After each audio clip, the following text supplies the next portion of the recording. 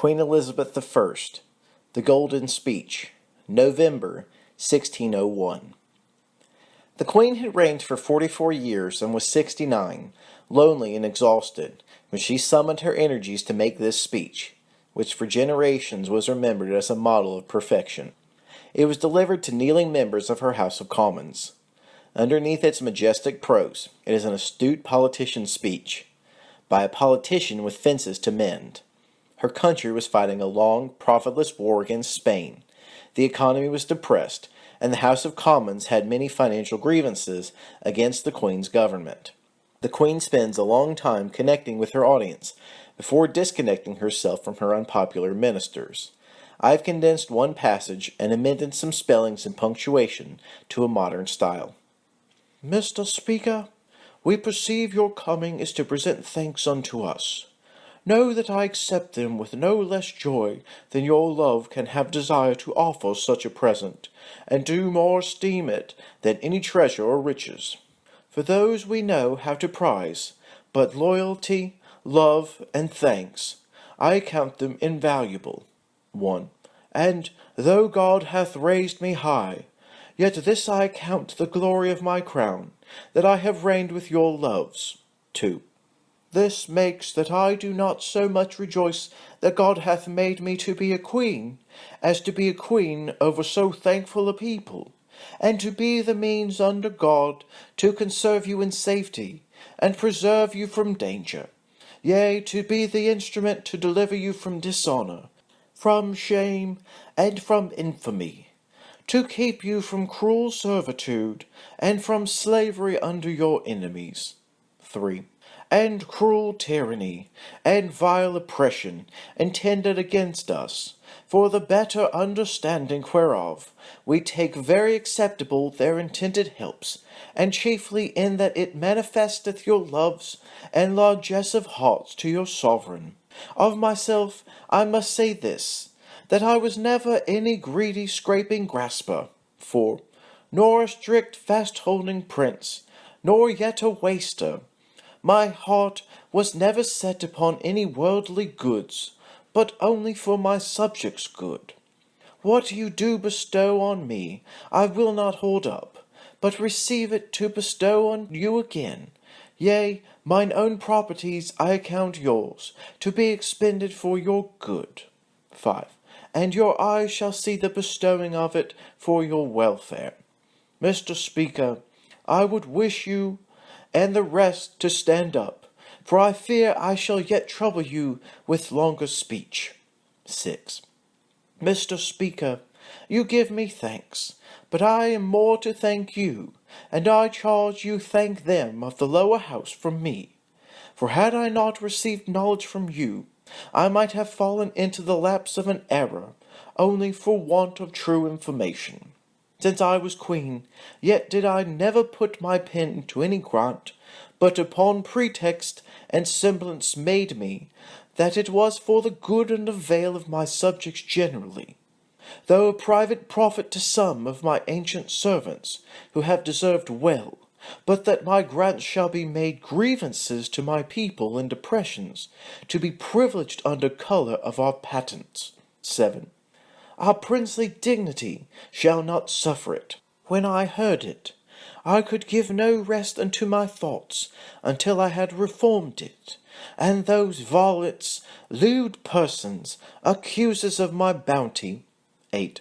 Shall know I will not suffer it. The Queen then thanked the Speaker and the Commons for raising their grievances, and said again that her people's love was her highest value. In my governing this land, I have ever set the last judgment day before mine eyes, and so to rule I shall be judged and answer before a higher judge, to whose judgment seat I do appeal. 9. In that never thought was cherished in my heart that tended not to my people's good. And if my princely bounty have been abused, and my grants turned to the hurt of my people, contrary to my will and meaning, or if any in authority under me have neglected or converted what I have committed unto them, I hope God will not lay their culps to my charge. To be a king and wear a crown is a thing more glorious to them that see it than it's pleasant to them that bear it. 10. For myself, I never was so much enticed with the glorious name of a king, or the royal authority of a queen, as delighted that God hath made me his instrument to maintain his truth and glory, and to defend this kingdom from dishonor, damage, tyranny, and oppression. But should I ascribe any of these things to myself, or my sexly weakness, I were not worthy to live, and of all most unworthy of the mercies I have received at God's hands. But to God only, and wholly all is given and ascribed. 11. The cares and troubles of a crown I cannot more fitly resemble than to the drugs of a learned physician, perfumed with some aromatical savour, or to bitter pills gilded over, by which they are made more acceptable or less offensive, which indeed are bitter and unpleasant to take. 12. And for my own part, were it not for conscience' sake, to discharge the duty that God hath laid upon me, and to maintain his glory, and keep you in safety, in mine own disposition, I should be willing to resign the place I hold to any other, and glad to be freed of the glory with the labours. For it is not my desire to live, nor to reign longer than my life and reign shall be for your good. And though you have had, and may have, many mightier and wiser princes serving in this seat, yet you never had, nor shall have, any that will love you better. Thus, Mr. Speaker, I commend me to your loyal loves, and yours to my best care, and your further counsels. And I pray you, Mr. Controller, and you of my council, that before these gentlemen depart into their countries, you bring them all to kiss my hand. 13. 1. She uses the trio of simple, memorable words, followed by an anakluthon, a deliberate change of construction to make your audience stop and think about her message. 2. The key theme of her speech, in which the word love is repeated frequently. 3. A direct reminder of a common foe. The audience would have identified not only the external enemy, the Spaniards, but also the enemy within, the Catholic conspirators who inspired fear and dread, which was far above their actual capability. Parliament was always urging the Queen to get tougher with the Catholics. 4.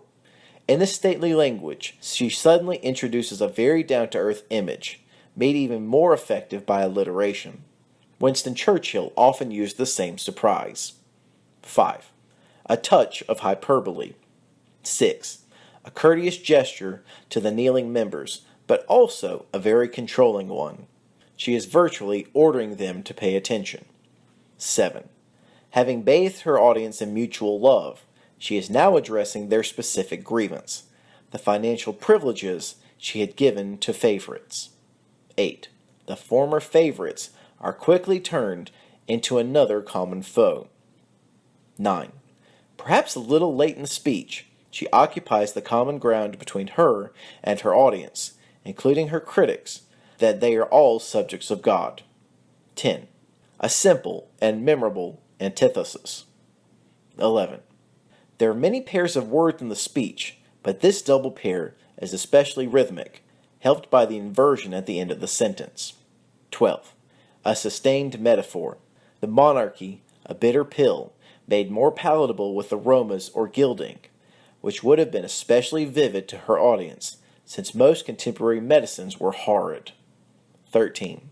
This must have been a poignant moment. Most of the audience would not have expected to see the Queen again.